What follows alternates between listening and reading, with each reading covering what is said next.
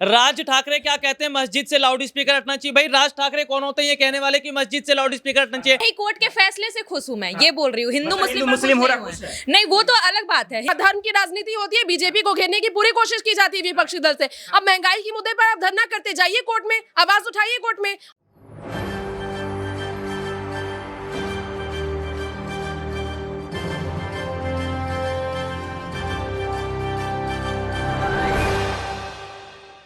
नमस्कार, मैं मोहम्मद आसिफ और आप देख रहे हैं इस पे नई न्यूज़। न मैं हिंदू बनूं न तू मुसलमान बन, मैं भी इंसान बनूं और तू भी इंसान बन। ये सुनने में अच्छा लगता है, ग्राउंड रिपोर्ट पे जो है ये कभी भी इम्प्लीमेंट नहीं होता है।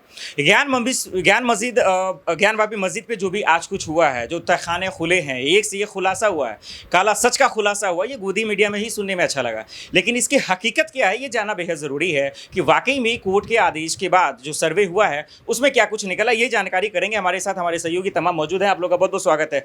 आमिर से ही मैं शुरू करता हूँ। ये ज्ञानवापी मस्जिद का जो सबसे पहले आप उसको देख रहे हैं, उस पर आपका रिएक्शन क्या है?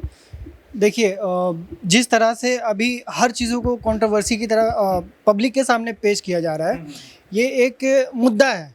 ये आपको भी पता है, ये मुझे भी पता है। लेकिन सबसे बड़ी इंडियन मीडिया स्तर गिरता जा रहा है।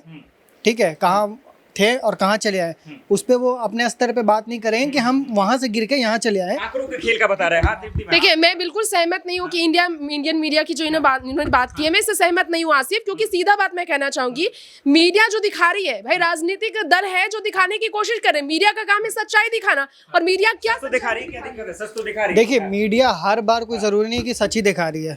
मीडिया उस क्या दिखा रही है? वैसा क्या दिखा रही है? मतलब काला सच क्या है उसमें? क्या काला सच है? क्या छुपा कराने से दिक्कत क्यों है? क्या छुपा है? तो सर्वे तो हो रहा है ना, कोर्ट का आदेश हुआ, सर्वे आज हो रहा है। असदुद्दीन ओवैसी ढंडोरा पीट रहे हैं कि हाँ मुसलमान को जो अन्याय हो रहा है। देखिए, दिक्कत ये है ना कि जो बाबरी मस्जिद का जो फैसला आया ना, उसको लेकर वो उससे जोड़ से भी नाखुश है। आमिर सर, मैं आपकी बात से सहमत नहीं हूँ। क्योंकि देखिए, बाबरी मस्जिद की बात किसने उठाई? असदुद्दीन ओवैसी ने उठाई, मीडिया ने थोड़ी ना उठाई है। कि आप बोले कि मीडिया इसे काला सच बताने की कोशिश कर रही है, सच्चाई तो कुछ है। ये करी कि ज्ञानवापी मस्जिद पे जो हो रहा सही हो रहा है। देखिए, मैं ये कहना चाहूंगी कि सीधा देखिए, सही हो रहा है कि गलत हो रहा है तो कोर्ट में फैसला गोल गोल मत घुमाइए, सही हो रहा है या गलत हो रहा है। देखिए, सर्वे होना चाहिए। अगर इतने दिनों बाद अगर इसमें वाकई में कुछ सच्चाई सामने आने वाली है, सर्वे होना चाहिए। सर्वे हो रहा है।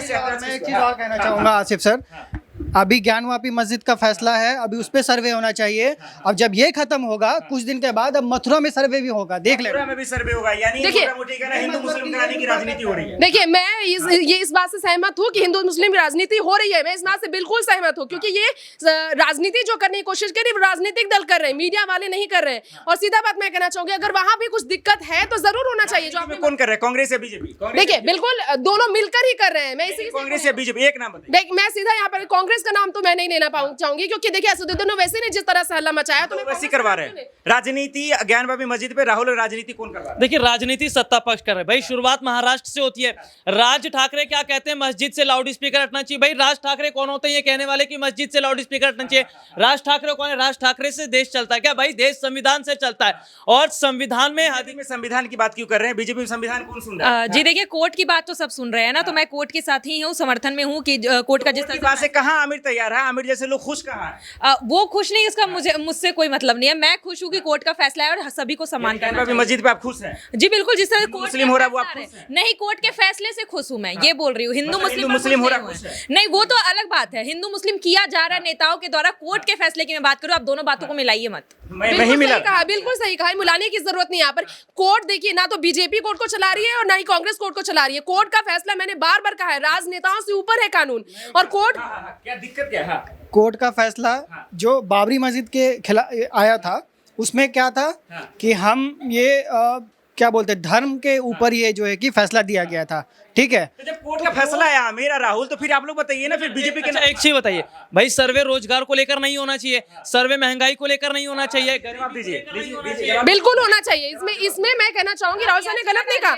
बिल्कुल, तो याचिका डालिए कोर्ट में, बिल्कुल सर्वे होगा कोर्ट में। ये फैसला गया ना, ये बीजेपी आंकड़ा कहाँ है? सरकार के आंकड़े कहाँ है? देखिए, ये सब चीज से राजनीति को भी कोई मतलब नहीं। जहाँ धर्म की राजनीति होती है, बीजेपी को घेरने की पूरी कोशिश की जाती है विपक्षी दल से। अब महंगाई के मुद्दे पर आप धरना करते जाइए कोर्ट में, आवाज उठाइए कोर्ट में। और कोर्ट नहीं सुनेगी तो इसका मतलब ये नहीं है कि बीजेपी जाने के लिए पैसे भी तो चाहिए। लेकिन जितना भी धर्म का मुद्दा उठ रहा है, आप ये देखो कि बीजेपी के ही राज में क्यों उठ रहा है। देखिए बीजेपी के राज में, कांग्रेस के राज में भी कई बार धर्म के मुद्दे उठे हैं। ये राज्य में कब हुआ था धर्म की राजनीति? देखिए सबसे बड़ी बात है, कांग्रेस के टाइम पे रोजगार भी मिलता था, महंगाई भी कम थी, लेकिन 2014 के बाद से देखिए मुश्किलें कितनी बड़ी। और पेट भी भरता था। देखिए गरीब का भी पेट भरता था। आज दिल्ली में देखिए बुलडोजर चल रहा है भाई, दुकानों पर चल रहा है, लोगों के घरों पर चल रहा है। वो दुकानें जो 40-40 साल पुरानी है, जो लोग सब्जियां, अन्याय आप लोग को नहीं दिखा? नहीं अन्याय कैसे हो जाएगा? बुलडोजर गरीबों का घर दिखा रहे हैं आपको, देखिए ये अवैध निर्माण है कि तो इसके खिलाफ आवाज ये जब इनके घर पे चलेगा ना तब अन्याय होगा। बिल्कुल चलाना। तब दिखेगा आपको। अगर अवैध निर्माण है और मेरे घर पे चलना चाहिए, बिल्कुल अगर अवैध निर्माण मेरे घर आता है अंदर तो मेरे घर चले बुलडोजर, मैं इसके लिए तैयार हूं। भाई अवैध निर्माण केवल मुसलमानी इलाकों में, शाहीन बाग में अवैध निर्माण है, अवैध निर्माण तो और जगह। बिल्कुल गलत बोला इन्होंने। जो मुसलमान इलाके में आवाज उठाते हैं उनको कानून पसंद नहीं आता, कोर्ट पर आवाज उठाएंगे, कोर्ट गलत है। आप भाई बीजेपी का नाम लेके कोर्ट को गलत साबित कर देंगे। हर जगह हुई, न्यू फ्रेंड्स कॉलोनी में वहां पर अवैध निर्माण हुआ, वहां पर क्यों नहीं आवाज उठाया गया? देखिए सबसे बड़ी बात है, जितना देश हमारा हिंदुओं का भी मुसलमानों का भी है,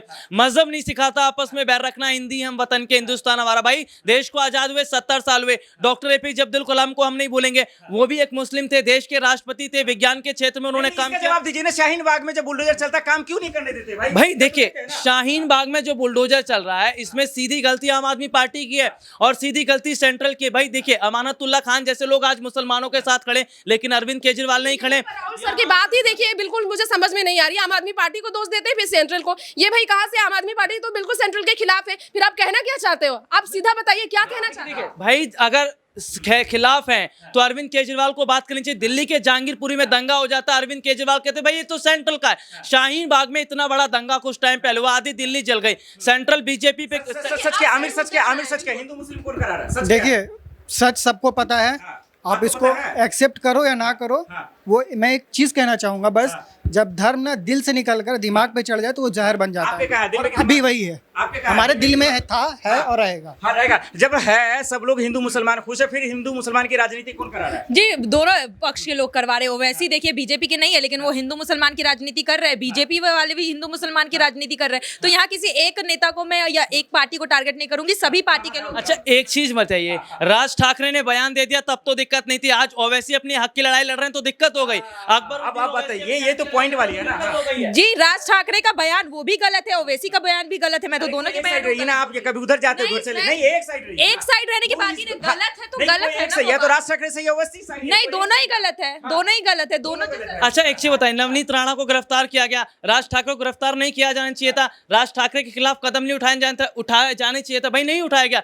इससे पहले हम देख रहे हैं अकबरुद्दीन सर क्या कहते हैं कि नहीं गिरफ्तार किया गया, तो शिवसेना सरकार पर यही तो आवाज उठाई जा रही है कि शिवसेना सरकार का ये काम था, सेंट्रल ने नहीं गिरफ्तार किया नवनीत राणा को। शिवसेना राज ठाकरे से डर गई, यही कहना चाह रहे हैं। देखिए सीधे तौर पर राज ठाकरे के कंधे पर बंदूक रखकर चला रही है बीजेपी, मोहरा बनाएगा, ये कहने का मतलब है। ठीक है चलिए एक आखिरी सवाल की रुख करते हैं और यही जानने की कोशिश करते हैं कि ज्ञान बाबी मस्जिद में 17 तारीख को क्या होने वाला है। उस दिन क्या राम मंदिर जैसा कहीं माहौल तो नहीं बनेगा? क्या निकलेगा, मस्जिद या मंदिर, ये जानते हैं 17 तारीख को क्या होगा? ये कोर्ट पे निर्णय, मैं अपनी तरफ से कोर्ट का फैसला नहीं सुना सकती, वो कोर्ट ही बताएगी क्या आएगा। सच का पर्दाफाश नहीं बिल्कुल नहीं होगा। देखिए यहाँ पर बिल्कुल मैं ये कहना चाहूंगी कि जो है सच्चाई सामने आए। मैं सच्चाई की, अगर कोर्ट में इसका फैसला होता है, चाहे वो मंदिर पर हो या मस्जिद हो, मैं कोर्ट के साथ खड़ी हूँ, उस फैसले के साथ खड़ी हूँ। अब इसमें राजनेता करेंगे तो भाई वहां पर हिंदू मुस्लिम को भड़काने की कोशिश कितना करें। आज के टाइम पे देश जो है, देश की वासी जो है इतने बेवकूफ नहीं है कि राजनेता भड़काएंगे हिंदू मुस्लिम को तो आपस में हम लड़ने लग जाएंगे। हम यहाँ साथ काम करते हैं, हमारी भी तो लड़ाई नहीं होती। नहीं, फिर क्यों दिक्कत हो रहा है? इतने मायूस क्यों लग रहे हो यार? सब चीज तो ठीक है बीजेपी राज। बाबरी मस्जिद का फैसला कोर्ट ने दिया था, तो कोर्ट ने एक बात भी कहा था